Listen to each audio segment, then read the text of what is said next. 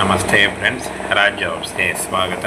Friends, ಈ ಒಂದು ಹುದ್ದೆಗಳಿಗೆ ನೇಮಕಾತಿ ನಡೀತಾ ಇದೆ ನೋಡಿ. ರೆವೆನ್ಯೂ ಡಿಪಾರ್ಟ್ಮೆಂಟ್ನಿಂದ, ಕಂದಾಯ ಇಲಾಖೆಯಿಂದ ನೇಮಕಾತಿಯ ಹೊಸ ಸೂಚನೆ ಬಿಡುಗಡೆಯಾಗಿದೆ. ಬೋತ್ ಮೇಲ್ ಆ್ಯಂಡ್ ಫಿಮೇಲ್, ಪುರುಷ ಮತ್ತು ಮಹಿಳಾ ಅಭ್ಯರ್ಥಿಗಳು ಇಬ್ಬರು ಅರ್ಜಿಗಳನ್ನು ಸಲ್ಲಿಸಬಹುದು. 15/5/2025 ಅರ್ಜಿ ಸಲ್ಲಿಕೆ ಶುರುವಾದರೆ 14/6/2025 ಅರ್ಜಿ ಸಲ್ಲಿಸಲು ಕೊನೆಯ ದಿನಾಂಕ ಆಗಿರುತ್ತೆ ನೋಡಿ. ಈ ಒಂದು ಕೊನೆಯ ದಿನಾಂಕದೊಳಗಾಗಿ ನೀವು ಅರ್ಜಿಗಳನ್ನು ಸಲ್ಲಿಸಬೇಕಾಗುತ್ತೆ. ಸಂಪೂರ್ಣವಾಗಿ ಕಾಯಂ ಉದ್ಯೋಗಗಳ ಹಾಗೆ ಬೋತ್ ಮೇಲ್ ಆ್ಯಂಡ್ ಫಿಮೇಲ್, ಪುರುಷ ಮತ್ತು ಮಹಿಳಾ ಅಭ್ಯರ್ಥಿಗಳು ಇಬ್ಬರು ಅರ್ಜಿಗಳನ್ನು ಸಲ್ಲಿಸಬಹುದು. Village assistant 54 ಹುದ್ದೆಗಳಿದ್ದಾವೆ. ಮಲ್ಟಿಟಾಸ್ಕಿಂಗ್ ಸ್ಟಾಫ್ 9 ಹುದ್ದೆಗಳಿದ್ದಾವೆ ನೋಡಿ. ಈ ಒಂದು ಹುದ್ದೆಗಳಿಗೆ ಆಯ್ಕೆ ಮಾಡಿಕೊಂಡು ನೀವು ಅರ್ಜಿಗಳನ್ನು ಸಲ್ಲಿಸಬಹುದು. SLC ಮತ್ತು PUC ಆದಂಥ ಬೋತ್ ಮೇಲ್ ಆ್ಯಂಡ್ ಫಿಮೇಲ್ ಕರೆದಿದ್ದಾರೆ ನೋಡಿ. SLC ಆದಂಥ ಅಭ್ಯರ್ಥಿಗಳು ಈ ಒಂದು ಹುದ್ದೆಗಳಿಗೆ ಅರ್ಜಿಗಳನ್ನು ಸಲ್ಲಿಸಬಹುದಾಗಿರುತ್ತೆ. ಬನ್ನಿ, ಇದರ ಬಗ್ಗೆ ಸಂಪೂರ್ಣ ಮಾಹಿತಿಯನ್ನು ತಿಳಿಸ್ಕೊಡ್ತೀನಿ. ಫ್ರೆಂಡ್ಸ್, ಇಲ್ಲಿ ಏಜ್ ರಿಲ್ಯಾಕ್ಸೇಷನ್ ಹಾಗೂ ಏಜ್ ಲಿಮಿಟನ್ನು ಕೂಡ ಕೊಟ್ಟಿದ್ದಾರೆ ನೋಡಿ. ಆದಷ್ಟು ನಿಮ್ಮ ವಯಸ್ಸಿನ ಲೆಕ್ಕಾಚಾರ ಮಾಡಿಕೊಂಡು ನೀವು ಅರ್ಜಿಗಳನ್ನು ಸಲ್ಲಿಸಬೇಕಾಗತ್ತೆ. ಹಾಗೆ ಈ ಒಂದು ನೋಟಿಫಿಕೇಷನ್ ಬೇಕಾದಲ್ಲಿ ನೀವು ನಮ್ಮ ಟೆಲಿಗ್ರಾಮ್ ಚಾನಲಲ್ಲಿ ಹೋಗಿ ಅಲ್ಲಿ ನೀವು ಡೌನ್ಲೋಡ್ ಮಾಡಿಕೊಂಡು ಇನ್ನೂ ಹೆಚ್ಚಿನ ಮಾಹಿತಿಯನ್ನು ತಿಳ್ಕೊಳ್ಬೋದು. ಬನ್ನಿ, ಇನ್ನೂ ಹೆಚ್ಚಿನ ಮಾಹಿತಿಯನ್ನು ತಿಳಿಸ್ಕೊಡ್ತೀನಿ.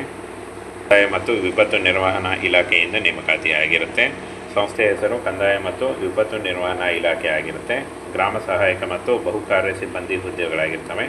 ಒಟ್ಟು 63 ಹುದ್ದೆಗಳಿದ್ದಾವೆ ನೋಡಿ. ಹಾಗೇನ ಸಂಬಳ 20,000ದಿಂದ 30,000ವರೆಗೆ ಪರ್ ಮಂತ್ ಸ್ಯಾಲ್ರಿ ಆಗಿರುತ್ತೆ ನೋಡಿ. ಇದು ಜಾಸ್ತಿ ಕೂಡ ಆಗ್ತಾ ಹೋಗುತ್ತೆ. ಉದ್ಯೋಗ ಸ್ಥಳ ಪುದುಚೇರಿಯಲ್ಲಿ ಇರುತ್ತೆ. ಹಾಗೆ ಅಂಥ ಅಭ್ಯರ್ಥಿಗಳು ಕರ್ನಾಟಕದಲ್ಲಿ ಟ್ರಾನ್ಸ್ಫರ್ ಕೂಡ ಮಾಡ್ಕೊಳ್ಬೋದು. ಆಫ್ಲೈನ್ ಮೂಲಕ ಅರ್ಜಿಗಳನ್ನ ಸಲ್ಲಿಸಬೇಕಾಗುತ್ತೆ. ಆಫ್ಲೈನ್ ಮೂಲಕ ಯಾವ ರೀತಿಯಾಗಿ ಅರ್ಜಿಗಳನ್ನ ಸಲ್ಲಿಸಬೇಕು ಅದನ್ನು ಕೂಡ ತಿಳಿಸ್ಕೊಡ್ತೀನಿ. ಗ್ರಾಮ ಸಹಾಯಕರು 54 ಹುದ್ದೆಗಳಿದ್ದಾವೆ. ಬಹುಕಾರ್ಯ ಸಿಬ್ಬಂದಿ 9 ಹುದ್ದೆ ಇದೆ ನೋಡಿ. ಇನ್ನು ಫ್ರೆಂಡ್ಸ್, ಶೈಕ್ಷಣಿಕ ಅರ್ಹತೆ ನೋಡಿ, ಕೇವಲ SLC ಕೇಳಿದ್ದಾರೆ. ಜಸ್ಟ್ SLC ಆದಂಥ ಅಭ್ಯರ್ಥಿಗಳು ಕೂಡ ಈ ಒಂದು ಹುದ್ದೆಗಳಿಗೆ ಅರ್ಜಿಗಳನ್ನು ಸಲ್ಲಿಸಬಹುದು. ಇನ್ನು 30 ವರ್ಷದ ಒಳಗಿನವರು ಕೇಳಿದ್ದಾರೆ ನೋಡಿ. 18ರಿಂದ 30 ವರ್ಷದ ಒಳಗಿನವರು ಅರ್ಜಿಗಳನ್ನು ಸಲ್ಲಿಸಬಹುದು. OBC ಅಭ್ಯರ್ಥಿಗಳಿಗೆ 3 ವರ್ಷ ಹಾಗೂ SC/ST ಅಭ್ಯರ್ಥಿಗಳಿಗೆ 5 ವರ್ಷಗಳ ವಯೋಮಿತಿ ಸಡಿಲಿಕೆ ಕೂಡ ಇರುತ್ತೆ ನೋಡಿ. ಆದಷ್ಟು ನಿಮ್ಮ ವಯಸ್ಸಿನ ಲೆಕ್ಕಾಚಾರ ಮಾಡಿಕೊಂಡು ನೀವು ಅರ್ಜಿಗಳನ್ನು ಸಲ್ಲಿಸಬಹುದು. ಯಾವುದೇ ರೀತಿಯ ಅರ್ಜಿ ಶುಲ್ಕ ಇರಲ್ಲ ನೋಡಿ. ಫ್ರೀಯಾಗಿ ನೀವು ಅರ್ಜಿಗಳನ್ನು ಸಲ್ಲಿಸಬಹುದು. ಇನ್ನು ಆಯ್ಕೆ ಪ್ರಕ್ರಿಯೆ ನೋಡಿ, ಲಿಖಿತ ಪರೀಕ್ಷೆ ಮತ್ತು ಸಂದರ್ಶನದ ಮೂಲಕ ಆಯ್ಕೆಯನ್ನು ಮಾಡಿಕೊಳ್ಳಲಾಗುತ್ತೆ. ಲಿಖಿತ ಪರೀಕ್ಷೆಯಲ್ಲಿ ಪಾಸಾದಂಥ ಅಭ್ಯರ್ಥಿಗಳಿಗೆ ಸಂದರ್ಶನ ನಡೆಸಿ ಆಯ್ಕೆಯನ್ನು ಮಾಡಿಕೊಳ್ಳಲಾಗುತ್ತೆ ನೋಡಿ.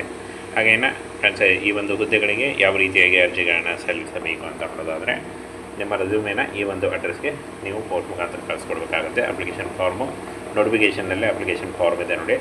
ಆ ಒಂದು ಅದನ್ನು ಡೌನ್ಲೋಡ್ ಮಾಡಿಕೊಂಡು ಫಿಲ್ ಮಾಡಿ ಈ ಒಂದು ಅಡ್ರೆಸ್ಗೆ ನೀವು ಪೋಸ್ಟ್ ಮುಖಾಂತರ ಕಳಿಸ್ಕೊಡ್ಬೇಕಾಗುತ್ತೆ. ವಿಶೇಷ ಕಾರ್ಯದರ್ಶಿ ಕಂದಾಯ ಮತ್ತು ವಿಪತ್ತು ನಿರ್ವಹಣಾ ಇಲಾಖೆ, ಕಲೆಕ್ಟರೇಟ್ ಸಂಕೀರ್ಣ, ವಜೂದೂರ್ ರಸ್ತೆ, ಪಟ್ಟೆ, ಪದುಚೇರಿ 605009 ಈ ಒಂದು ಅಡ್ರೆಸ್ಗೆ ನೀವು ಪೋಸ್ಟ್ ಮುಖಾಂತರ ಕಳಿಸ್ಕೊಡ್ಬೇಕಾಗುತ್ತೆ ನೋಡಿ. ಹಾಗೆ ಪ್ರಮುಖ ದಿನಾಂಕಗಳನ್ನು ನೋಡೋದಾದರೆ ಇಲ್ಲಿ ನೋಡಿ, 23 ಜೂನ್ 2025 ಅರ್ಜಿ ಸಲ್ಲಿಸಲು ಕೊನೆಯ ದಿನಾಂಕ ಆಗಿರುತ್ತೆ ನೋಡಿ. ಈ ಒಂದು ಕೊನೆಯ ದಿನಾಂಕದೊಳಗಾಗಿ ನೀವು ಆಫ್ಲೈನ್ ಮುಖಾಂತರ ಅರ್ಜಿಗಳನ್ನು ಸಲ್ಲಿಸಬೇಕಾಗುತ್ತೆ ನೋಡಿ. ಈ ರೀತಿಯಾಗಿ ನೀವು ಅರ್ಜಿಗಳನ್ನು ಸಲ್ಲಿಸಬಹುದು. ಫ್ರೆಂಡ್ಸ್, ಈ ಒಂದು ಹುದ್ದೆಗಳಿಗೆ ನೇಮಕಾತಿ ನಡೀತಾ ಇದೆ ನೋಡಿ. ರೆವೆನ್ಯೂ ಡಿಪಾರ್ಟ್ಮೆಂಟ್ನಿಂದ, ಕಂದಾಯ ಇಲಾಖೆಯಿಂದ ನೇಮಕಾತಿಯ ಹೊಸ ಸೂಚನೆ ಬಿಡುಗಡೆಯಾಗಿದೆ. ಬೋತ್ ಮೇಲ್ ಆ್ಯಂಡ್ ಫಿಮೇಲ್, ಪುರುಷ ಮತ್ತು ಮಹಿಳಾ ಅಭ್ಯರ್ಥಿಗಳು ಇಬ್ಬರು ಅರ್ಜಿಗಳನ್ನು ಸಲ್ಲಿಸಬಹುದು. 15/5/2025 ಅರ್ಜಿ ಸಲ್ಲಿಕೆ ಶುರುವಾದರೆ 14/6/2025 ಅರ್ಜಿ ಸಲ್ಲಿಸಲು ಕೊನೆಯ ದಿನಾಂಕ ಆಗಿರುತ್ತೆ ನೋಡಿ. ಈ ಒಂದು ಕೊನೆಯ ದಿನಾಂಕದೊಳಗಾಗಿ ನೀವು ಅರ್ಜಿಗಳನ್ನು ಸಲ್ಲಿಸಬೇಕಾಗುತ್ತೆ. ಸಂಪೂರ್ಣವಾಗಿ ಕಾಯಂ ಉದ್ಯೋಗಗಳ ಹಾಗೆ ಬೋತ್ ಮೇಲ್ ಆ್ಯಂಡ್ ಫಿಮೇಲ್, ಪುರುಷ ಮತ್ತು ಮಹಿಳಾ ಅಭ್ಯರ್ಥಿಗಳು ಇಬ್ಬರು ಅರ್ಜಿಗಳನ್ನು ಸಲ್ಲಿಸಬಹುದು. Village assistant 54 ಹುದ್ದೆಗಳಿದ್ದಾವೆ. ಮಲ್ಟಿಟಾಸ್ಕಿಂಗ್ ಸ್ಟಾಫ್ 9 ಹುದ್ದೆಗಳಿದ್ದಾವೆ ನೋಡಿ. ಈ ಒಂದು ಹುದ್ದೆಗಳಿಗೆ ಆಯ್ಕೆ ಮಾಡಿಕೊಂಡು ನೀವು ಅರ್ಜಿಗಳನ್ನು ಸಲ್ಲಿಸಬಹುದು. SLC ಮತ್ತು PUC ಆದಂಥ ಬೋತ್ ಮೇಲ್ ಆ್ಯಂಡ್ ಫಿಮೇಲ್ ಕರೆದಿದ್ದಾರೆ ನೋಡಿ. SLC ಆದಂಥ ಅಭ್ಯರ್ಥಿಗಳು ಈ ಒಂದು ಹುದ್ದೆಗಳಿಗೆ ಅರ್ಜಿಗಳನ್ನು ಸಲ್ಲಿಸಬಹುದಾಗಿರುತ್ತೆ. ಬನ್ನಿ, ಇದರ ಬಗ್ಗೆ ಸಂಪೂರ್ಣ ಮಾಹಿತಿಯನ್ನು ತಿಳಿಸ್ಕೊಡ್ತೀನಿ. ಫ್ರೆಂಡ್ಸ್, ಇಲ್ಲಿ ಏಜ್ ರಿಲ್ಯಾಕ್ಸೇಷನ್ ಹಾಗೂ ಏಜ್ ಲಿಮಿಟನ್ನು ಕೂಡ ಕೊಟ್ಟಿದ್ದಾರೆ ನೋಡಿ. ಆದಷ್ಟು ನಿಮ್ಮ ವಯಸ್ಸಿನ ಲೆಕ್ಕಾಚಾರ ಮಾಡಿಕೊಂಡು ನೀವು ಅರ್ಜಿಗಳನ್ನು ಸಲ್ಲಿಸಬೇಕಾಗತ್ತೆ. ಹಾಗೆ ಈ ಒಂದು ನೋಟಿಫಿಕೇಷನ್ ಬೇಕಾದಲ್ಲಿ ನೀವು ನಮ್ಮ ಟೆಲಿಗ್ರಾಮ್ ಚಾನಲಲ್ಲಿ ಹೋಗಿ ಅಲ್ಲಿ ನೀವು ಡೌನ್ಲೋಡ್ ಮಾಡಿಕೊಂಡು ಇನ್ನೂ ಹೆಚ್ಚಿನ ಮಾಹಿತಿಯನ್ನು ತಿಳ್ಕೊಳ್ಬೋದು. ಬನ್ನಿ, ಇನ್ನೂ ಹೆಚ್ಚಿನ ಮಾಹಿತಿಯನ್ನು ತಿಳಿಸ್ಕೊಡ್ತೀನಿ. ಕಂದಾಯ ಮತ್ತು ವಿಪತ್ತು ನಿರ್ವಹಣಾ ಇಲಾಖೆಯಿಂದ ನೇಮಕಾತಿ ಆಗಿರುತ್ತೆ. ಸಂಸ್ಥೆಯ ಹೆಸರು ಕಂದಾಯ ಮತ್ತು ವಿಪತ್ತು ನಿರ್ವಹಣಾ ಇಲಾಖೆ ಆಗಿರುತ್ತೆ. ಗ್ರಾಮ ಸಹಾಯಕ ಮತ್ತು ಬಹುಕಾರ್ಯ ಸಿಬ್ಬಂದಿ ಹುದ್ದೆಗಳಾಗಿರ್ತವೆ.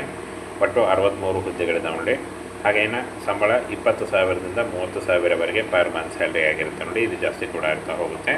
ಉದ್ಯೋಗ ಸ್ಥಳ ಪುದುಚೇರಿಯಲ್ಲಿ ಇರುತ್ತೆ. ಹಾಗೆ ಅಂಥ ಅಭ್ಯರ್ಥಿಗಳು ಕರ್ನಾಟಕದಲ್ಲಿ ಟ್ರಾನ್ಸ್ಫರ್ ಕೂಡ ಮಾಡ್ಕೊಳ್ಬೋದು. ಆಫ್ಲೈನ್ ಮೂಲಕ ಅರ್ಜಿಗಳನ್ನ ಸಲ್ಲಿಸಬೇಕಾಗುತ್ತೆ. ಆಫ್ಲೈನ್ ಮೂಲಕ ಯಾವ ರೀತಿಯಾಗಿ ಅರ್ಜಿಗಳನ್ನ ಸಲ್ಲಿಸಬೇಕು ಅದನ್ನು ಕೂಡ ತಿಳಿಸ್ಕೊಡ್ತೀನಿ. ಗ್ರಾಮ ಸಹಾಯಕರು 54 ಹುದ್ದೆಗಳಿದ್ದಾವೆ. ಬಹುಕಾರ್ಯ ಸಿಬ್ಬಂದಿ 9 ಹುದ್ದೆ ಇದೆ ನೋಡಿ. ಇನ್ನು ಫ್ರೆಂಡ್ಸ್, ಶೈಕ್ಷಣಿಕ ಅರ್ಹತೆ ನೋಡಿ ಕೇವಲ SLC ಕೇಳಿದ್ದಾರೆ. ಜಸ್ಟ್ SLC ಆದಂಥ ಅಭ್ಯರ್ಥಿಗಳು ಕೂಡ ಈ ಒಂದು ಹುದ್ದೆಗಳಿಗೆ ಅರ್ಜಿಗಳನ್ನು ಸಲ್ಲಿಸಬಹುದು.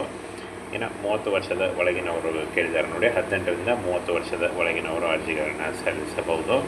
OBC ಅಭ್ಯರ್ಥಿಗಳಿಗೆ 3 ವರ್ಷ ಹಾಗೂ SC/ST ಅಭ್ಯರ್ಥಿಗಳಿಗೆ 5 ವರ್ಷಗಳ ವಯೋಮಿತಿ ಸಡಿಲಿಕೆ ಕೂಡ ಇರುತ್ತೆ ನೋಡಿ. ಆದಷ್ಟು ನಿಮ್ಮ ವಯಸ್ಸಿನ ಲೆಕ್ಕಾಚಾರ ಮಾಡಿಕೊಂಡು ನೀವು ಅರ್ಜಿಗಳನ್ನು ಸಲ್ಲಿಸಬಹುದು. ಯಾವುದೇ ರೀತಿಯ ಅರ್ಜಿ ಶುಲ್ಕ ಇರಲ್ಲ ನೋಡಿ. ಫ್ರೀಯಾಗಿ ನೀವು ಅರ್ಜಿಗಳನ್ನು ಸಲ್ಲಿಸಬಹುದು. ಇನ್ನು ಆಯ್ಕೆ ಪ್ರಕ್ರಿಯೆ ನೋಡಿ, ಲಿಖಿತ ಪರೀಕ್ಷೆ ಮತ್ತು ಸಂದರ್ಶನದ ಮೂಲಕ ಆಯ್ಕೆಯನ್ನು ಮಾಡಿಕೊಳ್ಳಲಾಗುತ್ತೆ. ಲಿಖಿತ ಪರೀಕ್ಷೆಯಲ್ಲಿ ಪಾಸಾದಂಥ ಅಭ್ಯರ್ಥಿಗಳಿಗೆ ಸಂದರ್ಶನ ನಡೆಸಿ ಆಯ್ಕೆಯನ್ನು ಮಾಡಿಕೊಳ್ಳಲಾಗುತ್ತೆ ನೋಡಿ. ಹಾಗೇನ ಫ್ರೆಂಡ್ಸ್, ಈ ಒಂದು ಹುದ್ದೆಗಳಿಗೆ ಯಾವ ರೀತಿಯಾಗಿ ಅರ್ಜಿಗಳನ್ನು ಸಲ್ಲಿಸಬೇಕು ಅಂತ ನೋಡೋದಾದರೆ, ನಿಮ್ಮ ರೆಸ್ಯೂಮೇನ ಈ ಒಂದು ಅಡ್ರೆಸ್ಗೆ ನೀವು ಪೋಸ್ಟ್ ಮುಖಾಂತರ ಕಳಿಸ್ಕೊಡ್ಬೇಕಾಗುತ್ತೆ. ಅಪ್ಲಿಕೇಶನ್ ಫಾರ್ಮು ನೋಟಿಫಿಕೇಷನ್ನಲ್ಲಿ ಅಪ್ಲಿಕೇಶನ್ ಫಾರ್ಮ್ ಇದೆ ನೋಡಿ. ಆ ಒಂದು ಅದನ್ನು ಡೌನ್ಲೋಡ್ ಮಾಡಿಕೊಂಡು ಫಿಲ್ ಮಾಡಿ ಈ ಒಂದು ಅಡ್ರೆಸ್ಗೆ ನೀವು ಪೋಸ್ಟ್ ಮುಖಾಂತರ ಕಳಿಸ್ಕೊಡ್ಬೇಕಾಗುತ್ತೆ. ವಿಶೇಷ ಕಾರ್ಯದರ್ಶಿ ಕಂದಾಯ ಮತ್ತು ವಿಪತ್ತು ನಿರ್ವಹಣಾ ಇಲಾಖೆ, ಕಲೆಕ್ಟರೇಟ್ ಸಂಕೀರ್ಣ, ವಜೂದೂರ್ ರಸ್ತೆ, ಪಟ್ಟೆ, ಪದುಚೇರಿ 605009 ಈ ಒಂದು ಅಡ್ರೆಸ್ಗೆ ನೀವು ಪೋಸ್ಟ್ ಮುಖಾಂತರ ಕಳಿಸ್ಕೊಡ್ಬೇಕಾಗುತ್ತೆ ನೋಡಿ. ಹಾಗೆ ಪ್ರಮುಖ ದಿನಾಂಕಗಳನ್ನು ನೋಡೋದಾದರೆ ಇಲ್ಲಿ ನೋಡಿ, 23 ಜೂನ್ 2025 ಅರ್ಜಿ ಸಲ್ಲಿಸಲು ಕೊನೆಯ ದಿನಾಂಕ ಆಗಿರುತ್ತೆ ನೋಡಿ. ಈ ಒಂದು ಕೊನೆಯ ದಿನಾಂಕದೊಳಗಾಗಿ ನೀವು ಆಫ್ಲೈನ್ ಮುಖಾಂತರ ಅರ್ಜಿಗಳನ್ನು ಸಲ್ಲಿಸಬೇಕಾಗುತ್ತೆ ನೋಡಿ. ಈ ರೀತಿಯಾಗಿ ನೀವು ಅರ್ಜಿಗಳನ್ನು ಸಲ್ಲಿಸಬಹುದು.